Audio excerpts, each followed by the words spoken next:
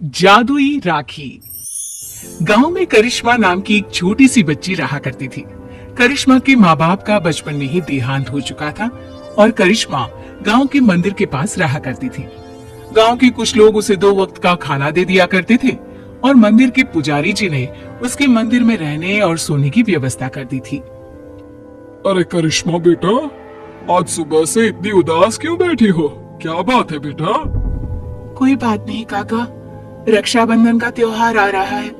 सब लोग अपने भाई को राखी बांधेंगे, लेकिन मैं तो दुनिया में बिल्कुल अकेली हूँ। अरे बेटा, चिंता क्यों करती हो? जिसका कोई नहीं होता उसका भगवान होता है। ऊपर वाला है ना, वो तुम्हारी मदद जरूर करेगा। लेकिन भगवान असल में थोड़ी ना होते हैं काका, भला वो मेरी मदद कैसे करेंगे? अरे बिटिया, ऐसे नहीं कहते। भगवान तो सब जगह होते हैं और देखना, वो तुम्हारी मदद भी जरूर करेंगे। पुजारी जी के जाने के बाद करिश्मा उदास होकर मंदिर की सीढ़ियों पर बैठ गई। उसे कुछ भी समझ में नहीं आ रहा था। तभी कुछ देर बाद मंदिर में एक साधु आते हैं।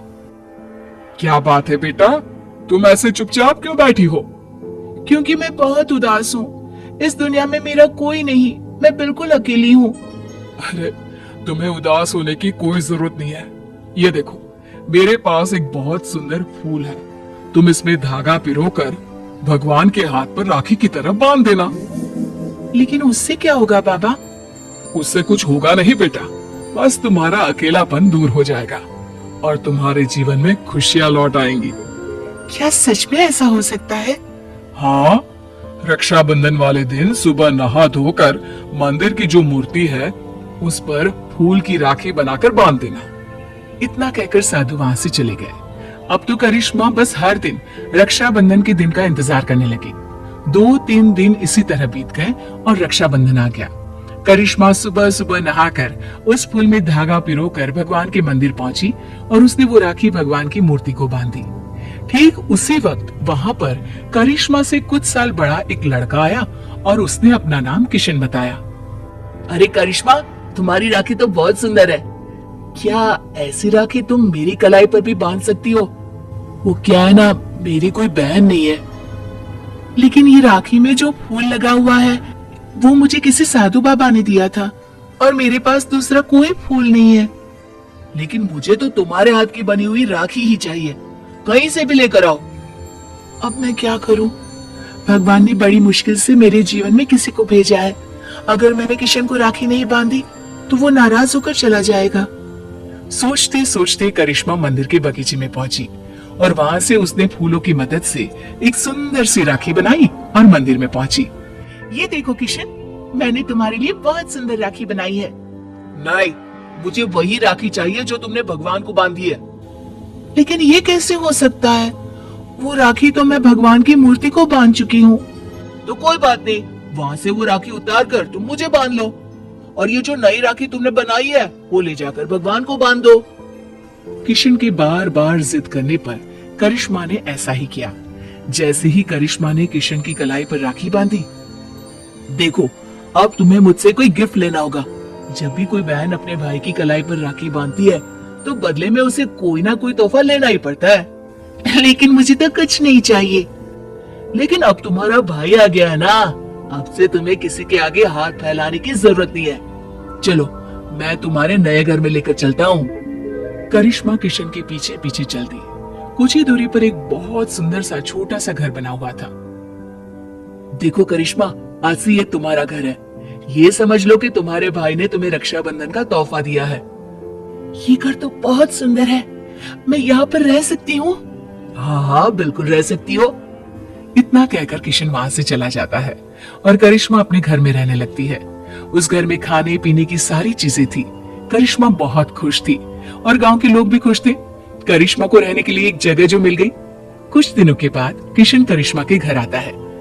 देखो करिश्मा, ये तो जादू हो गया। तुम्हारी बनाई हुई राखी तो सोने के कंगन में बदल गई। लेकिन ऐसा कैसे हो सकता है? मैंने जो राखी बांधी थी वो तो एक साधारण सा फूल था। नहीं करिश्मा, वो कोई साधारण फूल नहीं था। अगर ऐसा होता तो वो सोने का कंगन नहीं बन जाता। लगता है ये साधु बाबा का ही जादू है। उन्होंने ही मुझे वो जादुई राखी दी थी। लेकिन मैं सोने के कंगन का क्या करूंगा? तुम इसे अपने पास रख लो, ये मेरे किसी काम का नहीं।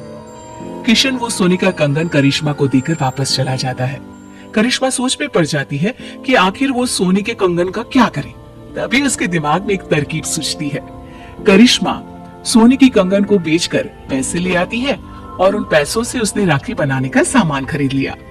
इस तरह उसने अपनी एक राखी की दुकान खोली। अरे वाह करिश्मा, तुम्हारी राखी तो बहुत सुंदर है। सारी राखियां मैं खुद अपने हाथ से बनाती हूँ और ये ज्यादा महंगी भी नहीं है। हाँ, ये बात तो बिल्कुल सच है। तुम्हारी राखी बहुत सस्ती और सुंदर है। सही कह रहे हो भाई। करिश्मा की बनाई हुई राखियां इतनी खूबसूरत होती है कि हम जिसे भी देते हैं वो खुश हो जाते हैं। अब दूर दूर से लोग करिश्मा की बनाई हुई राखियां खरीदने आने लगे और करिश्मा की राखियों की दुकान बहुत अच्छी चल पड़ी। एक दिन फिर से किशन लौट कर आता है। करिश्मा, मैं तुम्हें एक बात बताना चाहता था। हाँ बताओ ना भैया, क्या बात है? देखो करिश्मा, मैं उन साधु बाबा का ही एक शिष्य हूँ और उन्होंने ही मुझे तुम्हारे पास भेजा था। वो तुम्हारे बारे में जानना चाहते थे कि तुम कितने ईमानदार हो, इसीलिए वो सोने का कंगन मैंने तुम्हें दिया था और तुमने उस सोने के कंगन का उपयोग एक अच्छे काम में किया है। इसलिए साधु बाबा और मैं, हम दोनों ही तुमसे बहुत खुश हैं और हम दोनों का आशीर्वाद तुम्हारे साथ है।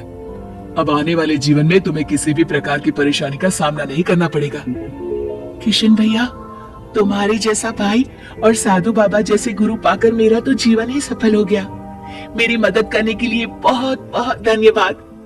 आपकी दी हुई जादुई राखी ने सच में मेरा जीवन बदल दिया। दोस्तों, हमें उम्मीद है कि आपको हमारी ये कहानी पसंद आई होगी। कृपया हमारे चैनल को सब्सक्राइब करें और सभी अपडेट्स के लिए बेल आइकन जरूर दबाएं। और हाँ, वीडियो लाइक और शेयर करना मत भूलिएगा। Bye bye.